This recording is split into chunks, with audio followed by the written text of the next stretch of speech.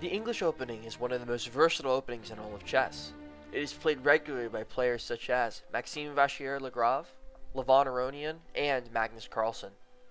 The positional ideas in this opening lead to positions where white can pressure black for a long time, allowing very little counterplay. Today, I will teach you the fundamentals of the English opening. And stick around, because near the end of the video, I'll review one of Magnus's best games in the English. Alright guys, and before we start in learning about the principles of the English opening, let's start with the first move. The first move of the English opening is always 1 to c4. 1 c4 is the first move, and it is similar to the Sicilian in the way that you're trying to control the center through a flank pawn. So you've got the c pawn here controlling this square on d5. Instead of putting one of your main pawns in the center, you have played with the flank. Now there are a few different ways that your opponent can respond. The most principled response is going for the reverse Sicilian with e5. And there's a few other options involving d5, and the other very common response is c5, the symmetrical English. So c5 is the symmetrical English, e5 is the King's English, also known as the reverse Sicilian, and then you've got kind of like a Anglo-Scandinavian is what chess.com calls it, when you play d5 against the English opening. Kind of similar to like when you play e4 and your opponent plays this way. This is the regular Scandinavian. Anyways, let's go with e5. This is the most common move you'll get at most levels, and our strategy in the English opening is very simple. We have a little bit of a lead in development, and we're controlling the light square in the center, d5. We want to maximize our control over the light squares.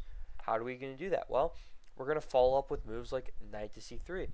And the most important thing is we're going to play g3 in almost every position in the English. Why is g3 good? Well, g3 allows us to play bishop g2 on the next move, allowing us to get a bishop controlling this light square diagonal, expanding on the control of the central squares, and basically having control of the board quicker than our opponent can. Of course, they can mirror our moves and play a move something like g6, but this light squared bishop, because of the pawn on c4, we are going to have excellent control over the board. So we get knight c6, bishop g3, or bishop g2, and we've got excellent control over the center here. And opponent will just develop normally for our opponent, 2 knights out, and now we're going to go with knight c3, creating the excellent control of the central squares. And this is the setup that you should see in the English opening after a few moves in most positions. Sometimes your opponent isn't going to play into this line, but if your opponent plays c5, you can play it the exact same way, developing your bishop along the long square diagonal, or light diagonal, and then you develop your knight to c3. Now from here, your development may vary. You have a few different choices. You can play e4 in these positions. It's called the it's called the no, I'm right. Yeah, it's called the Nimzovich variation, where you've got excellent control of the center here, controlling the central square d5. Eventually, your knight's going to want to jump to that square. You are giving control of d4, but there are certain advantages, disadvantages to that position. A lot of times, though, what happens is you go for e3 and d4, trying to break at your opponent's weak pawn on e5. So I'm going to go with let's start with bishop to c5. When you see bishop to c5 here for your opponent in this variation, playing e3 is a very nice move because you are going to get the opportunity to play d4 with a little bit more tempo. Notice the bishop is controlling the square, but it's also making it so this move comes with a little more tempo. And let's castle for black. And the other good idea when you're playing e3 is now you have an excellent square for your knight. Your knight could have gone to f3, which is a nice square for your knight, but in the English, sometimes you want to keep your light squared bishop open, exerting control over the diagonal through the center of the board. So we're going to have our knight develop to e2, and our position is very compact, stable, and we're ready to expand. Opponent may start striking with d5 or d6 here. Let's go with d5. Opponent decides to strike in the center first, and we can go with knight takes d5, bishop takes d5, any sort of position like that. Let's go with c takes d5, and opponent's knight is under attack. They go with knight b4, And now we're going to go with d4. And we've gone down this line where we've prepared d4, we've played it, and now we're ready to strike in the center. Having excellent control, this pawn is well defended. This knight can jump out to f4 in some variations. Say, for example, we get e takes d, then we get e takes d again, bishop back to b6, and our knight can come all the way out to f4 right here, controlling this square even more, creating more pressure, and our position is looking nice. Bishop g5 is also a nice option, pinning the knight to the queen, and the bishop often does come out to g5 in the English, this dark squared bishop. It's usually either fianchettoed or it comes out to g5 and exchanges itself for the knight. Now, why would you want to exchange a bishop for a knight? All common knowledge tells you that the bishop pair is an asset in most positions, and you should be using your bishop pair to attack your opponent. But when you really think about it, in this opening, our goal is very, very simple. We want to control the light squares in the center of the board and use them as a vehicle to attack our opponent and expand. So this knight is controlling light squares in the center. It's controlling e4 and e5, contesting those squares. But our bishop can never do that because it is a dark squared bishop. It can't touch light squares. So exchanging these pieces is a very common trade in the English that is seen as kind of double-edged. On the one hand, white is going to get control of these light squares, but if black is able to exploit their advantage on the dark squares, it can be equalized. So it's a trade that usually both sides are willing to go for and argue their own version of why it's good or bad. Personally, I think it ends up working out for the player who's got white a little bit more often. But alright, we've got bishop to f5 here as the engine recommended move. And castling seems pretty logical for white. And we've seen this typical English position develop. We've struck in the center with d5. We've really expanded our control of the center, and now we've got this bishop, which first looks like it's just defending a pawn, but is also exerting extra control over c6. This bishop is his pawn is an extension of the bishop's control over this whole diagonal, and we're going to begin to advance on the queen side here. And that's one of the main ideas in the English, is this advance a3 and b4, sometimes going for b5 or even c5 when you got a c pawn. Now let's go back just so we can demonstrate that idea. So say for example our opponent just played a very passive move like just d6. We can begin with a3. And our opponent then develops their bishop. They want to develop their bishop to f5 here. And we're going to continue with this awesome move, b4. a3, b4 is an awesome idea in the English because it is aiming to create this diagonal as a stronghold for a bishop. Notice that this knight is vulnerable to a knight thrust, or to a pawn thrust to b5. Why is it vulnerable? Well, if it moves, this pawn will be completely hanging and we'll be able to capture it with our bishop. So advancing a pawn with tempo is an excellent idea. Now here, the best move for our opponent is actually to sacrifice this bishop for 2 pawns. And but in the game, opponent's not going to find that. Here most people will play bishop b6, and d4 is a nice move, as well as b4. D4 is the engine recommended move, and now the opponent's bishop is really lacking squares here. Queen e8 is the best move. Your opponent's never going to find that. They're going to probably rook e8 or a6 or something like that to make their position a little more comfortable. And notice here how our pawns on the queen side have really started to attack and take a lot of space. We have control of all of these central squares, and our bishop is cutting through the board. Our knight is ready to jump into the center at a moment's notice. Any decision our opponent makes is going to be committal. For example, if they decide to ever advance e4, this f4 square will become nicely available to our knight. And this knight that looks kind of passive on e2 will immediately spring to life and become an active, strong piece. So you're going to get positions like this in the English a lot, where you have a space advantage, you have a strong bishop, you have the potential for strong knights, and you can make strategic trades with your dark squared bishop, like trading for a knight. In all these ways, you're going to gain control over the light squares in the center of the board, and you're going to be able to just have better control of the board. And your opponent is going to have a little room to move. That's kind of how the English opening is played. You want to kind of strangle your opponent, starve them of nice squares for their pieces, make them play a very cramped play style where they have little time to think about attack and they're more thinking about what threats that you have available to them and how they can parry them. And if you attack them the whole game and they just have to defend, well, either your attacks fail and it's a draw, or your attacks pay off and you win. And this is a way that a lot of grandmasters like to play chess. They don't want to have a lot of risk.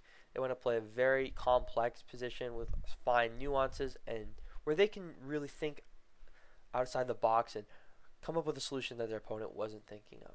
And that's what I like about the English. It teaches you to think in a different way. No longer are you just trying to attack your opponent with your pieces, setting up one move threats, and hoping your opponent doesn't find them. You're setting up full plans now. All your moves are nuanced and have long-term goals in mind. And this is the essence of chess, is planning, using ideas that you've seen from previous positions, adapting them. This is what makes chess beautiful. So I hope you guys learn a little bit about the English opening and the way that you play the English opening. Some common ideas that I also showed you may be useful in your games, as well as some others that I haven't shown you that are a little more complex. You may see through your games. But now I think we're going to move on to the review of an amazing game from Magnus Carlsen, one of the best English opening players I've ever seen in my entire life. Alright guys, so this is Carlsen versus Kramnik in 2009. Magnus Carlsen was not world champion. Magnus Carlsen did not become the world champion until 2013. So here he was very young, playing Vladimir Kramnik, who at the time was not the world champion anymore, but he was still one of the best players in the whole world. And Magnus Carlsen was this upcoming junior who was really throwing everyone for a loop. He was beating players like Garry Kasparov, of course Vladimir Kramnik, and Viswanathan Anand, who was the world champion at the time. And we're going to see what Magnus Carlsen did with the English opening versus Kramnik. And of course, the English opening starts with c4. We got knight f6. This is another variation of the English called the Anglo-Indian. And here we see it transpose into the mainline English with e5 after Kramnik plays e5. And here Magnus Carlsen goes for knight to f3. And we get the four knights English. This is one of the very common ways to play the English opening. And Magnus Carlsen commits to the fianchetto that we were talking about earlier. So they get all their knights out. Magnus plays g3. Kramnik goes with the immediate d5. He wants to strike in the center and clarify the position a little bit more and really put the ball back to Magnus's court. Tell him, hey, I'm going to play aggressively. What are you going to do? Magnus takes. We get knight takes. And Magnus just fianchettos. He says, hey, if you want to take, give me an extra pawn on the c file. I will take it. And Kramnik decides to not allow the trade. He drops his knight back to b6, a very common technique. Magnus castles. Kramnik plays bishop e7, very safe. We get a3. One of the main ideas in the English, as I've seen before, Magnus may play b4 on the next move, as well as bishop b2, fianchettoing, very common idea. We get bishop e6, which is a nice position for the bishop, controlling a lot of these light squares. Very strong position for both sides here, very equal. And we get b4 from Magnus, which allows him to fianchetto his bishop on the next move if he chooses, as well as having the option to play b5 or keep expanding on the queen side with a4 and b5. Kramnik castles. And here rook b1. And rook b1 is a nice move for a few different reasons. One, it gets the rook off of the diagonal. This long diagonal could become vulnerable, especially after a bishop f6 and an e4 strike. And we wouldn't want a position where this rook is the knight is pinned to the rook. So getting the rook off the diagonal is nice. As well as now, if the bishop is fianchettoed, it will have a defender. So the bishop gets fianchettoed to b2 and the knight can move. Even if there's something attacking the bishop, we can offer a trade of bishops. And the rook will be there to collect the piece that captures the bishop. Here we get f6, which is an interesting move, solidifying the center of Kramnik, but also weakening the king slightly. But as we see here, this bishop is a key defender of the king, so this move is not very weakening. In fact, this light squared bishop is defending this diagonal from every way, so it's not too weakening, and it does solidify the center a lot for Kramnik. And here we get d3, an interesting move. Just as it looked like Magnus was going to fianchetto his bishop to b2, he has now opened up another avenue for his bishop to go to e3 and trade itself for the knight, or just park itself on a square like c5 where it may trade itself for the other bishop. Here Kramnik strikes with a5, hoping to weaken the structure on the queen side. This is a very common idea of playing a5 when your opponent has played b4. And here Magnus has a lot of different ideas. First of all, he can capture, leave himself with a kind of weak pawn on the a file here, which I think would be kind of a bad move because the rook could come in and create pressure. This pawn is very weak. He could also advance, or he could leave it as it is, and we'll see Magnus does advance. He wants to knock this knight away from the diagonal, and we saw this idea when I was going over the position earlier. Getting the pawn to b5, you can move the knight out of the way, and now this pawn is very weak and undefended after some sort of knight move. So we get knight to d4, and Magnus drops his knight back. Instead of going for the exchange and allowing this sort of shenanigans, he drops his knight back to d2, hoping to reroute it to e4 or c4, and also revealing the attack on this b7 pawn. And here the position is still equal. In fact, the engine actually slightly prefers black's position, but only by a little, and it's becoming very nuanced. And this is the kind of game that Magnus Carlsen enjoys. Very nuanced position with subtle differences from other positions, where both players have to be very, very observant to notice where they can get the advantage, where their opponent is forgetting something. And here Kramnik does find the best move, queen to c8, protecting the b7 pawn, as well as opening up the d line for his rook. And Magnus goes for e3. Very nice move, knocking the knight out of the center. Knight goes back to f5. And then we get queen c2. Now c2 is a nice square for the queen in a lot of English openings for a few different reasons. First of all, you're going to access this diagonal here, which is always nice because there's usually a weak pawn around the king that can be attacked. And also this open c file. This c7 pawn is only defended once by the queen, and there are a lot of scenarios where the queen can be deflected, or we can add another attacker to that pawn. It can become very weak. We can try to get him to advance the pawn, from which we're going to have a major advantage due to our bishop just controlling this whole diagonal. And we're starting to see the pressure of this bishop. This bishop is tying down the queen to the defense of this pawn. That's the only piece that can really defend the pawn actively. And the queen is just not a great piece right now. It's on c7, or sorry, c7, on c8. Just sitting there defending a pawn. Kind of a poor job for your queen. Rook slides over to d8, as I was saying earlier, and the bishop does commit to b2. So this diagonal, which kind of looks blocked for Magnus, may be opened with a move like f4, but it's going to take a little bit more than that to fully open it. Here we've got a4, which is a nice move, fixing this pawn on a3. So now this pawn is just going to be stuck on the square, being eyed by the bishop, and it can't be advanced and protected like this. So I think that's a nice move from Kramnik, fixing a weakness. And here we've got the rook sliding over to the c file, and here's the idea. Create a lot of pressure on the c7 pawn, move the knight wherever you want it to go, and this pawn will need to be defended, and usually in an odd way. The bishop could come here and block the influence of the rook, or maybe a knight could drop back, but either way, it's not going to be great.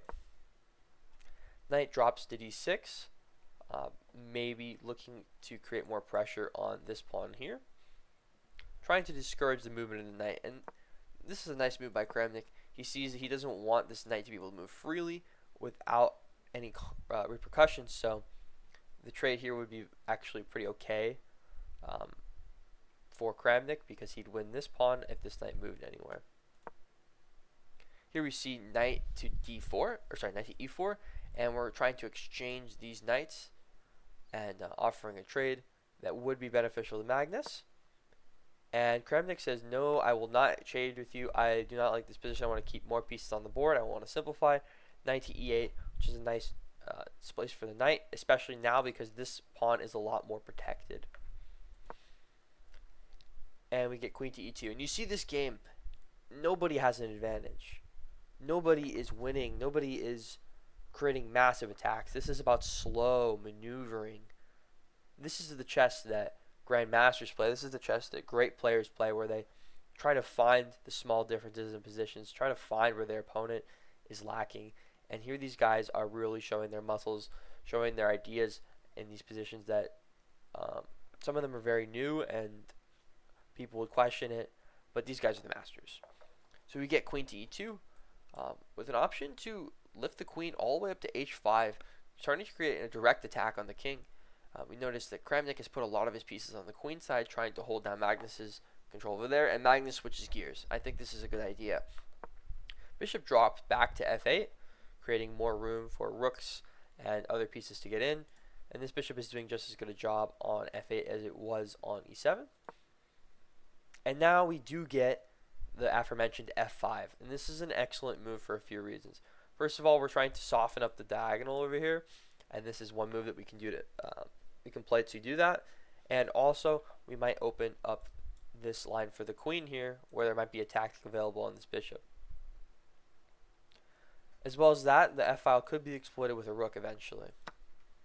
So Kramnik takes on f4, and Magnus takes back with the g-pawn, which is a very interesting move in my opinion. I think most people would have taken back with the e-pawn, but taking back with the g-pawn leaves this king a little bit more vulnerable, but also it allows for a new avenue of attack for Magnus to use. Personally, I wouldn't have found this move myself. I think the other move is way more natural, other capture. E takes f4, but Magnus is going to make it work. Here we get queen to d7, creating more pressure on this d3 pawn, which is only being defended once by the queen. So it needs to be defended again. And Magnus does that by advancing, which is a nice move. Also protecting this pawn at the same time, which was being attacked twice. Or sorry, it wasn't being attacked twice, but is now being defended twice. And this pawn is now defended because it's being defended by the e3 pawn. And we're seeing we have excellent control of the light squares, and our pawns are starting to control the dark squares in the center. So white is really creating a positional front here, and the compensation for black is not so obvious.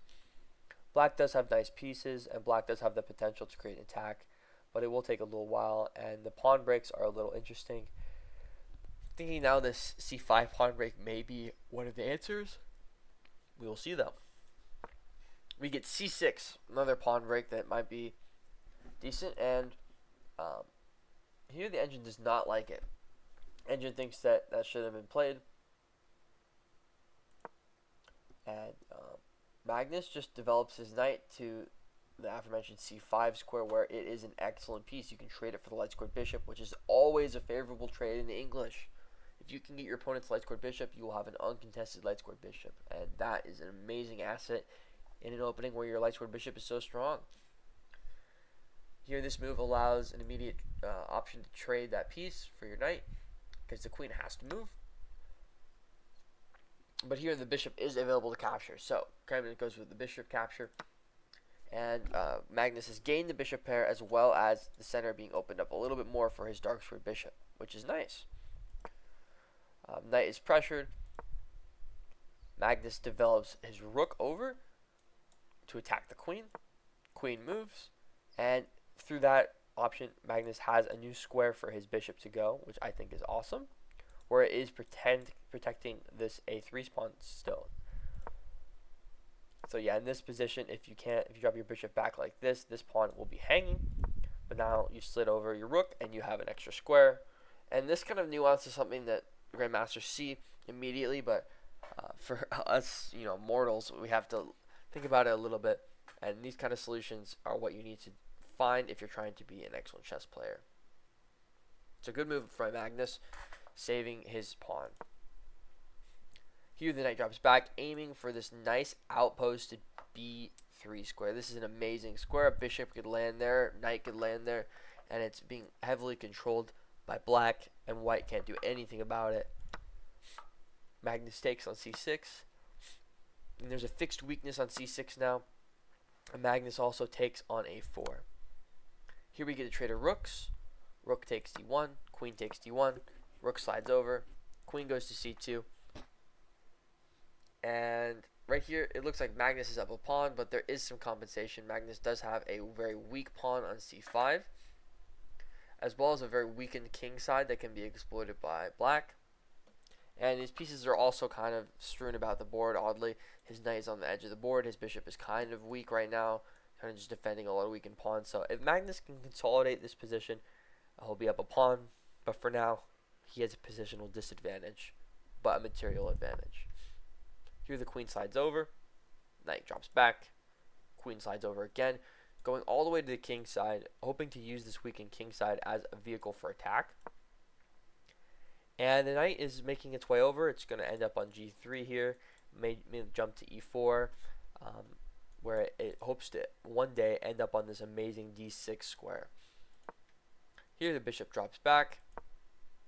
Sorry, bishop doesn't drop back. The bishop goes forward to f5, creating a skewer from which there is only really one way to respond. That skewer can be responded with e4, pushing the bishop away.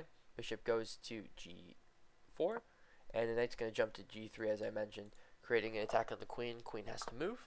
Queen drops back, and the bishop is rewriting to a different diagonal.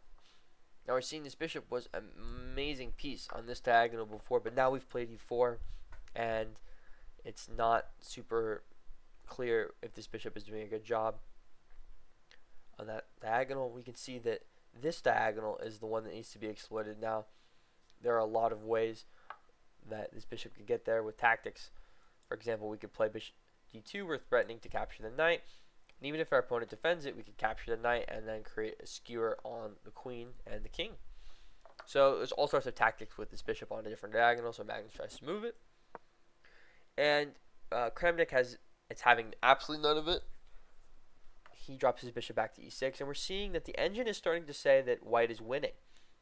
There was a positional advantage there for Kramnik. And that pawn probably could have been won back by Kramnik if he played a little more accurately. But here we're seeing that Magnus has gotten through most of the storm. And Kramnik is down a full pawn. Magnus has plenty of winning chances in this position. Here we see queen to c3, creating an attack on the knight. Knight is defended. And the rook is lifted up to b4. b4 is defending e4. It can also defend f4 if a move like e5 is played.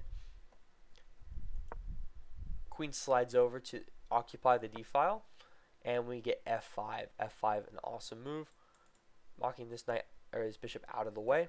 Bishop is going to slide back, and now our bishop can explode onto the board from where it was just kind of a terrible square on c1. It is now jumped to f4, and it's ready to slide into d6 if needed. Queen goes all the way back, trying to create some pressure. And here we just walk the king forward, disallowing invasions and disallowing any of these squares from coming under fire. Any checks can be blocked. And this queen is really in no man's land. And the knight's going to drop to b3. Bishop is going to go to e2, knocking away the queen. Queen's going to slide over. Bishop goes to c4, offering a trade of bishops. Kramnik gets a pawn. And here, Kramnik resigned. Now, why did Kramnik resign here? Well, there's a little bit too much pressure on his position. First of all, there are a lot of pins going on here. Too many pins to handle. The main one being the one on this knight here. This knight is pinned to the rook and is being attacked by the bishop and the rook. Also, is being pinned to the queen, so it can't move for any reason. And black is going to try to get out of this position, but there's no solace for black really anywhere. The other thing is this rook may invade to b8, where this knight will be pinned, and there's going to be too much pressure on the position. So Kramnik sees no way to continue here. Engine says he's completely winning for white, and Kramnik says, I am done. So what do we see about the English opening today? Well, the game did not end with a checkmate. The game did not end with a brilliant attack. What it did end with was positional brilliance for Magnus. He squeezed Kramnik. He made small improving moves. he won material, but he still had to consolidate. Once he did consolidate, though, his position was lovely, and Black really had no counterplay. Magnus was able to make slow, improving moves, finding tactics, and dodging landmines that his opponent had set for him. And in the end, Magnus was able to convert a very clean game. And in this position, Kramnik was mentally exhausted. He felt hopeless, and he felt like there's no way to save this position. And at this point, there wasn't. Magnus really did finesse him, and Magnus was very young. In 2009, Magnus was still very, very young. Kramnik had been playing chess for many years. He had beaten Kasparov in world championships, so Kramnik was probably thinking to himself, how did I lose to this kid? But yeah, it's just brilliance of Magnus. He's an excellent player, and we see that here. Alright guys, I hope you guys enjoyed this video. And I hope you're enjoying the opening series. It has been going on for a few weeks now, and I'm really liking the videos that I'm able to make with this series, and I hope you guys like them too. Please like, comment, and subscribe if you haven't already. See ya.